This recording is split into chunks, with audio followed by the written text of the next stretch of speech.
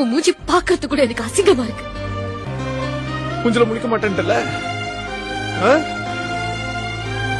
உனக்கு அப்புறம் 3 வருஷம் கழிச்சு பிறந்தா அது ஏன் தப்பாடி? உன்னை யாரு எனக்கு முன்னாடி பிறக்க சொன்னது? அது ஓ தப்புடி, ஓ தப்பு. வயசுல பெரியவன் வேணுமா? ஜப்பான்ல 110 வயசுல ஒருத்தர் இருக்கானா, போய் அவனை கல்யாணம் பண்ணிக்கோ. உலகத்திலேயே அவன் தான் பெரியவனா. சீக்கிரம் போ, செத்துக்கிட்டு தொலைச்சிட போறான். சந்தோஷமா இருங்க, சந்தோஷமா இருங்க. வயசுல சின்ன பையனா. நான் என்னடே முட்டி சைஸ்ல இருக்கேன், தப்பெருசா பேசுற மாயிரி.